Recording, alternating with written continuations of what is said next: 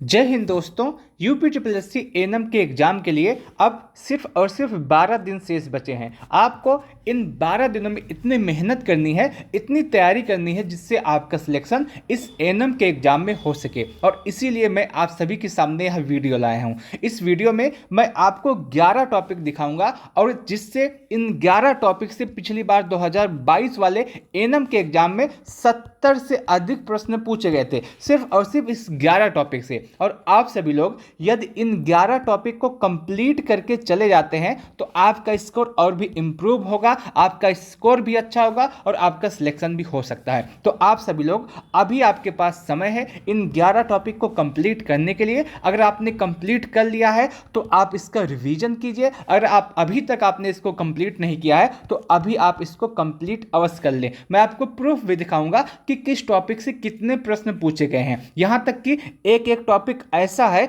जहां से 18 सवाल पूछे गए, सिर्फ एक टॉपिक से, सिर्फ और सिर्फ एक टॉपिक से। वो भी मैं आपको अभी इस वीडियो में दिखाने वाला हूं। तो आप सभी लोग इस वीडियो को लास्ट तक अवश्य देखिएगा। उसके साथ साथ यह जो वीडियो आप देख रहे हैं इसके डिस्क्रिप्शन बॉक्स में आपको एक टेलीग्राम चैनल का लिंक मिलेगा जहां पर आपका प्रैक्टिस सेट होता है क्विज के माध्यम से, तो आप उसको भी दे सकते हैं। क्विज आपका फ्री होता है। अगर आपको फ्री वाला देना है तो आप वहां से दे सकते हैं, अगर आपको पेड वाला देना है तो आप वहां से दे सकते हैं, जो कि आपका लिंक कहाँ मिलेगा, डिस्क्रिप्शन बॉक्स में। तो अब बात करते हैं आपके इन 11 टॉपिक के विषय में जो कि आपके एग्जाम के लिए आपके लिए मोस्ट इंपॉर्टेंट है और यही आपका 11 टॉपिक आपको सिलेक्शन भी दिलाने वाला है। सबसे पहले आपका जो टॉपिक आता है वो आपका है विटामिन एवं अन्य महत्वपूर्ण तत्वों की कमी से होने वाले रोग, उनके लक्षण और उनके कारण। और उसके साथ साथ जैसे आपका विटामिन, प्रोटीन, वसा, कार्बोहाइड्रेट, जल, खनिज, आयरन, ये जो आपका टॉपिक है यहां से पिछली बार सबसे पहले देख लीजिए कितने सवाल पूछे गए थे। आपका एक सवाल आपका ये हो जाता है, एक सवाल।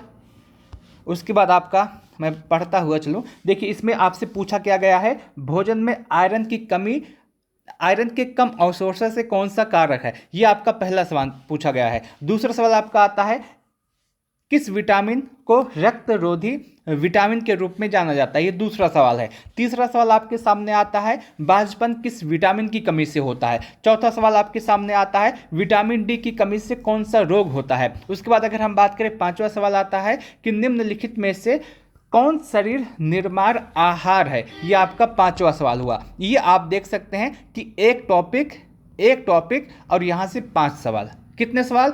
5 सवाल, एक टॉपिक से 5 सवाल। तो आप यदि आपका आने वाला समय में एग्जाम है तो आप इस टॉपिक को अवश्य कंप्लीट करके जाइएगा। और इसमें भी सबसे ज़्यादा जो इंपॉर्टेंट है वो आपका विटामिन है। विटामिन से ही अभी मैंने आपको दिखाया कि 3 से 4 सवाल विटामिन से ही आए थे। तो विटामिन आप अवश्य पढ़ के जाइएगा। उसके साथ साथ यहाँ पे जितने भी लिखे गए हैं आपका प्रोटीन, वसा, कार्बोहाइड्रेट, जल, खनिज, आयरन, इसको भी पढ़ के जाना। तो यहाँ से जो आपका 1-2 सवाल आएगा वो कंप्लीट हो जाएगा यहीं से ही। ठीक है, तो आपका पहला टॉपिक हो गया। आप अगर आपको एनएम में अच्छा स्कोर करना है तो आप इसको अवश्य पढ़िएगा। दूसरे टॉपिक की तरफ हम चलते हैं। दूसरा टॉपिक आपका आता है कि शिशुओं को दिए जाने वाले पूरक आहार और स्तनपान की पूर्ण जानकारी, समय और माह के अनुसार पोषण।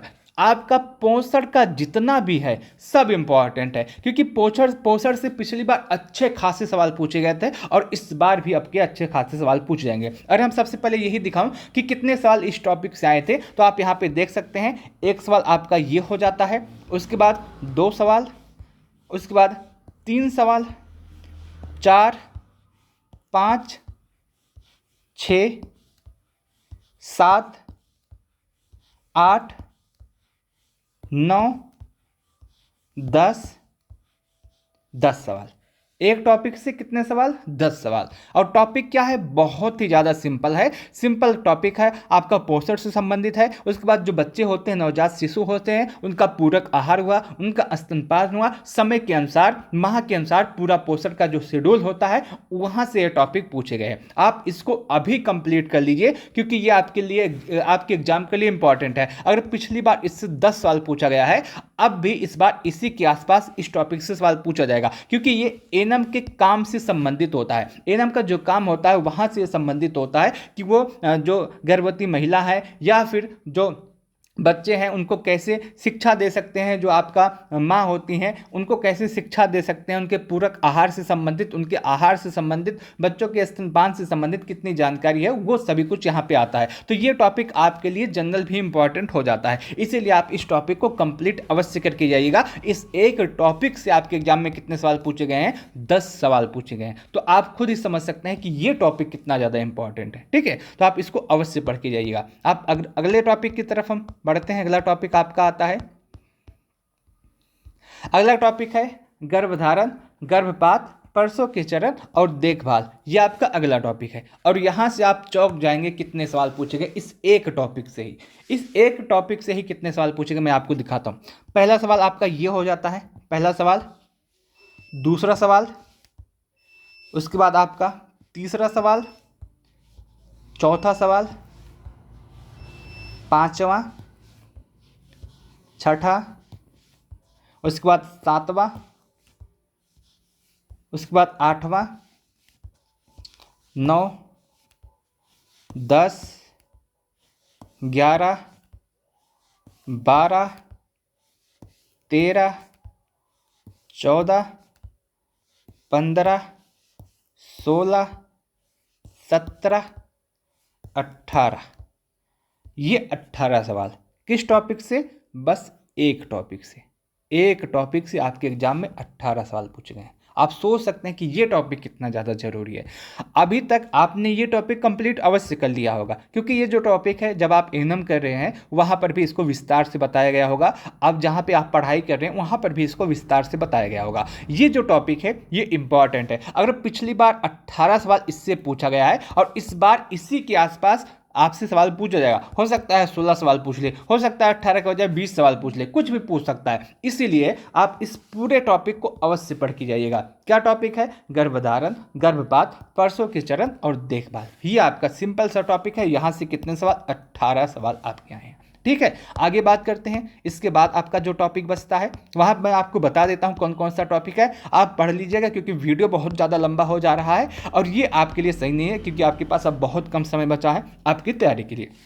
यहाँ से मैं आपको सिर्फ और सिर्फ टॉपिक बताता हूँ, प्रूफ आप पिछले वाले एग्जाम में देख लीजिएगा। अगला जो टॉपिक है वो आपका है विभिन्न प्रकार के संक्रामक और असंक्रामक रोग। क्या है? विभिन्न प्रकार के संक्रामक और असंक्रामक जो रोग हैं इसके विषय में आपको पूरी जानकारी चाहिए। इससे भी सवाल पिछली बार अच्छे खासे आए थे। उसके बाद आपका होता है उदर, गर्भाशय और उसके बाद फेफड़ों, श्वसन तंत्र, पाचन तंत्र, उत्सर्जन तंत्र, जनन तंत्र की संपूर्ण जानकारी आपको रखनी है। ये जो टॉपिक है यहाँ से भी पिछली बार अच्छे खासे सवाल पूछे गए थे। उसके बाद आपका आता है गर्भावस्था के दौरान पोषण, गर्भ अवस्था के चरण, इस दौरान होने वाले रोग और उसके साथ साथ आने वाली समस्याएं, प्रसव की संपूर्ण जानकारी, ये आपका अगला टॉपिक है। यहाँ से भी अच्छे खासे सवाल पूछे जाएंगे। उसके बाद आपका आता है प्राथमिक उपचार की पूरी जानकारी के साथ साथ आपका जो फर्स्ट एड किट होता है उसके विषय में, इस्तेमाल करने वाले दवाइयाँ और पट्टी, इसके विषय में आपको जानकारी रखनी है। यहाँ से भी आपके एग्जाम में सवाल पूछे जाएंगे, वो भी अच्छे खासे। अगला जो टॉपिक आता है जन्म से लेकर किशोर होने तक बच्चों के लगाए जाने वाले टीके। यहाँ से भी अच्छे खासे सवाल पूछे जाते हैं। जितना भी इम्यूनाइजेशन वाला पूरा प्रोग्राम है आपको सब पढ़ के जाना है। कौन सा टीका कब लगता है, जन्म के बाद कौन सा टीका लगता है, कितने महीने में कौन सा टीका लगता है, ये सभी जानकारी आपको करके जानी है, क्योंकि यहाँ से भी अच्छे खासे सवाल पूछे जाएंगे। इम्यूनाइजेशन का पूरा आपको पढ़ के जाना है, पूरा शेड्यूल आपको पढ़ के जाना है, सारी जानकारी आपको यहाँ से एकत्रित करनी है। उसके बाद आपका अगला टॉपिक आता है 9th नंबर का टॉपिक आता है जन्म से लेकर किशोर अवस्था तक बच्चों की सभी अवस्थाएं क्या होती हैं, विभिन्न अवस्थाओं के समय अवधि क्या होती है, पोषण और विशेषताएं। ये आपका अगला टॉपिक है, ये आपको पढ़ के जाना है। यहाँ से भी अच्छे खासे सवाल पूछ जाएंगे।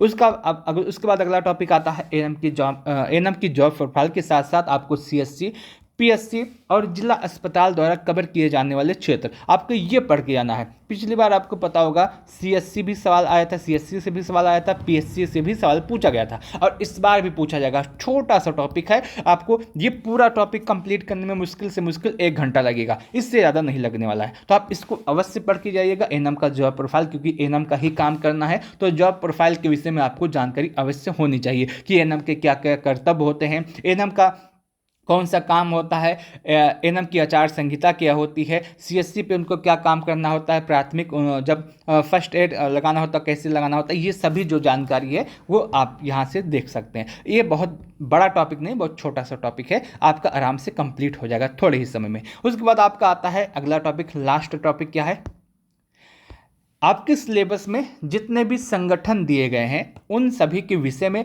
कब स्थापना हुई है, उनका हेडक्वार्टर क्या है, किसके उनका उद्देश्य क्या है, किस उद्देश्य के लिए काम कर रहे हैं, ये सभी कुछ आपको पढ़ के जाना है। किसके विषय में, जो आपके संगठन दिए गए हैं, जैसे आपका WHO दिया गया है उसके विषय में आपको पूरी जानकारी करनी है कि क्या है, कब स्थापना की गई थी, किस लिए स्थापना की गई थी। उसके बाद रेड क्रॉस है, किस लिए स्थापना की गई थी, कब स्थापना की गई थी, हेडक्वार्टर क्या है, उसके अध्यक्ष कौन है, ये सभी जो चीज़ें आपको पढ़ के जाना है। पिछली बार यहाँ से भी सवाल पूछा गया था और आपका जो आने वाला एग्जाम है वहाँ से भी ये सवाल पूछा जाएगा। ये 11 टॉपिक है। कितने टॉपिक हैं, ये 11 टॉपिक है, जहां से पिछली बार 70 से अधिक सवाल पूछे गए थे। और अभी आप सभी लोगों के पास समय है, आप ये 11 टॉपिक अवश्य कवर कर लीजिएगा, क्योंकि इस बार भी इन सभी टॉपिक से कुछ नहीं तो आप ये मान के चलेंगे कि लगभग 50 से अधिक 60 के आसपास इस टॉपिक से सवाल आने वाले हैं। तो अगर आपको 60 सवाल कंप्लीट करना है, सही करना, तो आप ये 11 टॉपिक अवश्य पढ़ के जाइएगा, आपका सब कुछ कंप्लीट हो जाएगा। उसके साथ साथ ये जो वीडियो आप देख रहे हैं इसके डिस्क्रिप्शन बॉक्स में आपको एक टेलीग्राम चैनल का लिंक मिलेगा, जिसको आप ज्वाइन कर सकते हैं। प्रैक्टिस सेट आपका वहाँ पर करवाया जाता है, तो आप प्रैक्टिस सेट को भी देख सकते हैं, अपनी तैयारी का आकलन कर सकते हैं कि आपकी कितनी तैयारी हुई है, आपको आगे कैसे तैयारी करनी है। ठीक है, तो इस वीडियो को लास्ट तक देखने के लिए आप सभी का बहुत बहुत धन्यवाद। आप ये सभी 11 टॉपिक अवश्य पढ़ के जाइएगा और इन सभी 11 टॉपिक का मैं आपको PDF अपने टेलीग्राम चैनल पे दे दूंगा, वहां से आप इसको डाउनलोड कर सकते हैं। इस वीडियो को लास्ट तक देखने के लिए आप सभी का बहुत बहुत धन्यवाद।